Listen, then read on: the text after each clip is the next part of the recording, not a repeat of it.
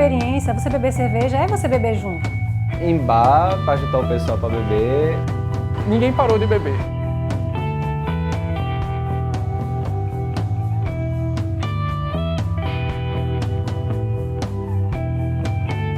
Antes da pandemia, o mercado pernambucano estava crescendo muito de cerveja artesanal. Muita gente nova que não era acostumada a tomar cerveja artesanal foi entrando mais ou menos nesse público, até porque hoje em dia a gente consegue encontrar cerveja artesanal facilmente em qualquer lugar, né? Tipo, todo supermercado hoje em dia tem uma cerveja diferente, especial. A gente tinha aberto em fevereiro de 2019 e tinha acabado de completar um ano.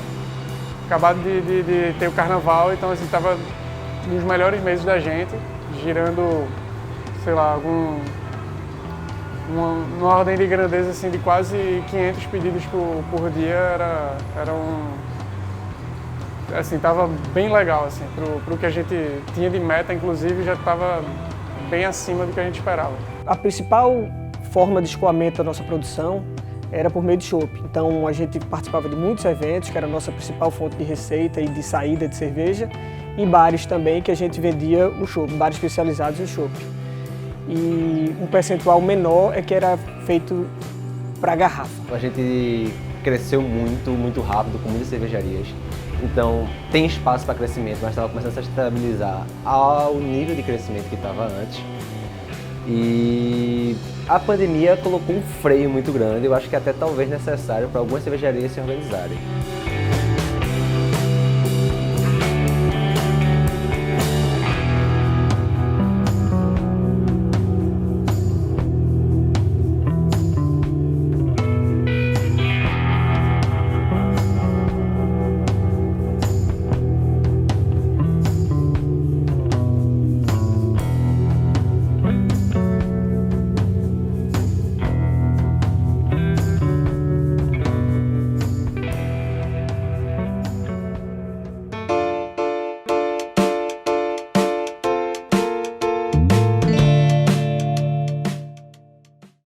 Tem várias cervejarias que eu acho que não vão aguentar o peso que foi a pandemia e vão ou encerrar a atividade ou reduzir bastante o que elas vinham fazendo. A projeção para os próximos anos, 3 anos, era bem legal, assim, de consumo. Quando chegou a pandemia, esses nossos principais canais, que era o canal de eventos e o canal de venda de chopp para bares especializados, ele interrompeu completamente. A gente ficou somente com garrafas. O consumo de bar, mesmo no início, que não houve o lockdown, deu uma caída brusca. Os clientes que compravam da gente chopp, barril, tudo mais, diminuíram absurdamente. É um cenário bastante difícil, na minha visão, porque ninguém parou de beber, certo? Assim, o público que já bebia com a gente não parou de beber. O que é que pode ter acontecido? Ele pode ter migrado para uma bebida mais barata, para uma bebida do supermercado, para uma bebida, sei lá, um destilado, alguma coisa. E aí o chopp artesanal, a cerveja artesanal, ela perdeu força com isso. No início da pandemia, como além de tudo estava fechado, e fora a segurança também, que assim, a gente não tinha, né, indo para bar, o consumo em casa aumentou muito. Só que para as cervejarias, às vezes isso não é o suficiente, né? Eu acho que consumir em casa não foi tanto problema, eu acho que o problema foi a falta de poder juntar pessoas para beber comigo. Eu acho que esse foi o maior problema, que você pode chamar de Zoom, você conversar por tela de computador não é a mesma coisa. E eu acho que as maiores dificuldades não foi no consumo em si, mas foi no começo, principalmente no começo da pandemia, eu controlar. Você aumenta muito seu consumo imediato, no curto espaço de tempo. Então o maior problema eu acho que foi arrumar coisas para fazer, para ocupar minha mente, para não estar pensando em beber e acabar bebendo quase todo dia. Eu acho que a primeira semana de quarentena eu bebi quase todo dia. As pessoas começaram a aprender que consumir em casa, além de ser mais confortável e seguro, é menos custoso. Então, vai existir, lógico, no aniversário de um amigo, numa confraternização do pessoal do colégio, numa confraternização do pessoal que foi da faculdade, vai sempre existir a movimentação de bares. Eu acho que no primeiro mês, eu diria que o aumento foi tipo 50% a mais. Depois desse primeiro mês, eu comecei a controlar bastante. Eu acho que até hoje eu estou consumindo bem menos do que eu consumia antes. Consumi mais acho que foi meio a meio. Foi growler e supermercado. Às vezes eu fazia compra no supermercado, às vezes eu consumia o growler, delivery. No nosso caso, não houve aumento dos pedidos com esse consumo em casa. Houve aumento de pedido para consumir em casa, mas no geral nossa produção caiu bastante. Nossa venda de cerveja caiu bastante.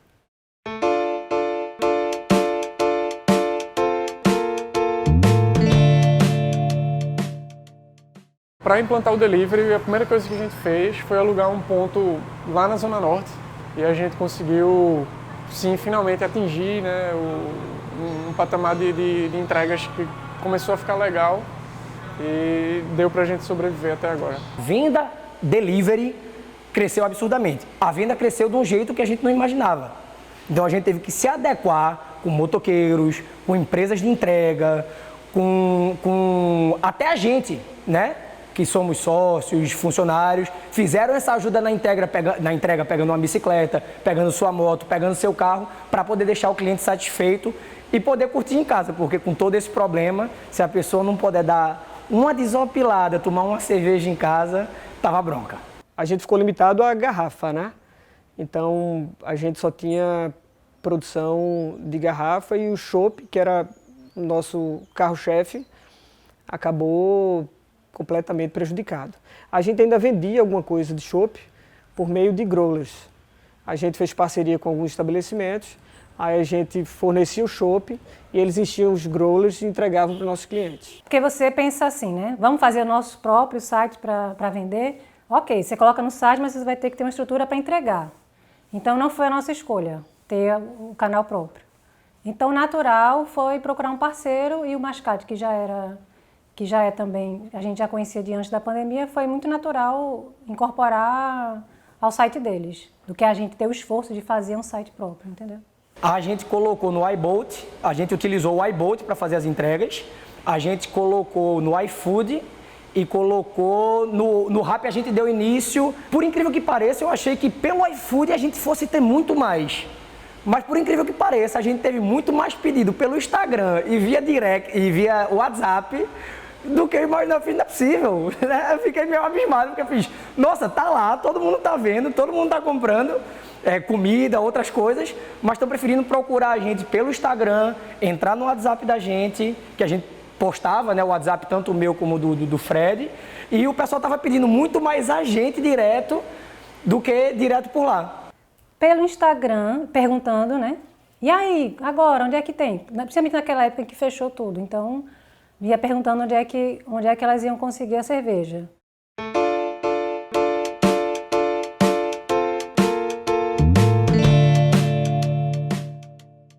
O processo de reabertura foi um pouco mais lento do que o dos outros. A gente esperou mais ou menos um mês de reabertura para voltar. A gente tinha receio de uma segunda onda, de precisar fechar de novo. E na hora que a gente trouxesse todos os funcionários de volta, que a gente voltasse, ia ter que pagar uma folha. A gente ficou com receio de não aguentar, que o nosso caixa já estava indo embora por conta da gente se manter no delivery. Foi bem difícil no começo. Então a gente esperou bastante. E na hora que a gente reabriu, aí a gente conversou com várias pessoas que têm empresas aqui na Redondeza, que a gente conversou com o pessoal da livraria, que é muito próximo, e eles estavam dizendo, incentivando a gente, pô, volta, a galera tá pedindo e tal. Tem dado uma reação, pelo que eu conversei com as cervejarias, ainda não se igualou ao mercado antes da pandemia, né? Que estava num ritmo muito acelerado de consumo e de venda de cervejas. As projeções é que aos poucos vai melhorando, mas provavelmente só depois que sair a vacina, que todo mundo sentir a vontade de fazer grandes eventos com centenas de pessoas e os bares voltarem a lotar, é que vai poder dar uma as cervejarias vão poder dar uma respirada. Tem gente já que já está voltando com tudo, mas eu acho que muita gente também que era frequentador tá mais cauteloso. Eu acho que vai ser ainda uma coisa, uma crescente não totalmente assim, rápida, mas que vai ter uma crescente. E eu acho que tudo depende muito de como vai estar a nossa cidade, o nosso estado, o país como um todo em relação à pandemia, porque tem lugares que está tendo um aumento novamente em número de casos, pegar a Europa e tal. Então isso vai depender muito disso. Se a coisa se mantiver né, diminuindo, a pandemia estiver melhorando, as coisas estiverem começando a abrir mais, aí eu acho que a coisa vai andar muito bem e as pessoas vão se sentir seguras. Mas ainda há o risco e por mais que tenha os cuidados, os lugares, mas ainda tem restrições de quantidade de pessoas, de horários. Então tudo isso impacta e as pessoas ainda não estão totalmente seguras de que nada vai acontecer, né? Voltar a consumir em bar, cara, pelo menos agora não, velho. Eu acho que essa abertura dos bares é um fator basicamente econômico, não é sanitário. A gente não pode voltar e fazer aglomeração. Os bares que eu vejo na rua, a forma que estão aglomerados, me dá até uma preocupação em como está a situação. Eu acho que voltar a beber em bar só ano que vem e mesmo assim, depois que eu me senti muito seguro. Os clientes que voltaram bastante conscientes. Óbvio que depois de 1 ou 2 cervejas o pessoal fica mais alegre, fica mais distraído e aí esquece muito a máscara, mas sempre que a gente dizia, bota a máscara, enquanto estiver andando aqui tem que estar de máscara, a galera, eita, foi mal, desculpa, voltava e colocava. A questão de mesa, de limite também, todo mundo muito consciente, foi muito bom. E muita gente no Instagram perguntando quais eram as medidas que a gente estava tomando para se sentir seguro de vir, né? Quero um bar que a galera curte, que se sente em casa e, pô, quero ir, mas como é que tá? Aí a gente sempre explica muito bem, a galera ganha confiança, agradece e tal e vem.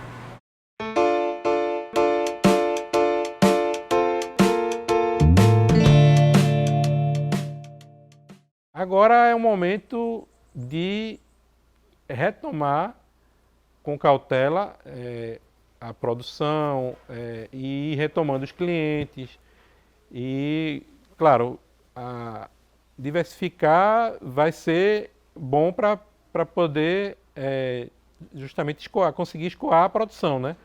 Então vai ser necessário, mas não dá para ser de uma forma tão abrangente, de uma hora para outra, porque ainda o mercado está voltando a engatinhar, a andar, e ainda não tem como você sair investindo em diversificar, investir em tanta coisa, sem saber ainda como é que o mercado vai absorver. No momento, como as pessoas estavam muito enclausuradas, você pode ver a questão de, assim que abriu, as pessoas correram para a praia, correram para shopping, correram para fazer confraternização.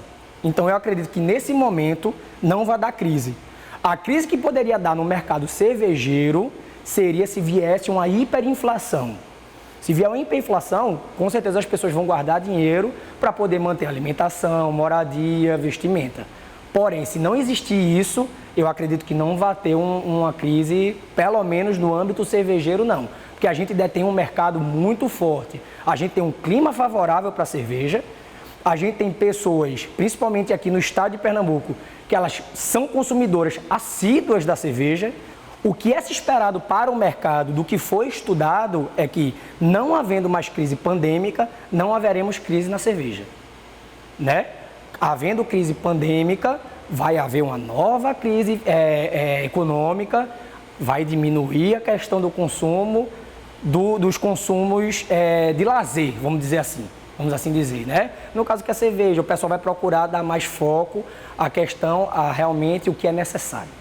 E as coisas estão retomando de uma forma interessante, ainda não é o que a gente quer e o que a gente precisa, né? O que a gente tinha antes, principalmente por conta da falta de eventos, que era um ponto muito forte assim das cervejarias como um todo, a saída de produto em eventos, né?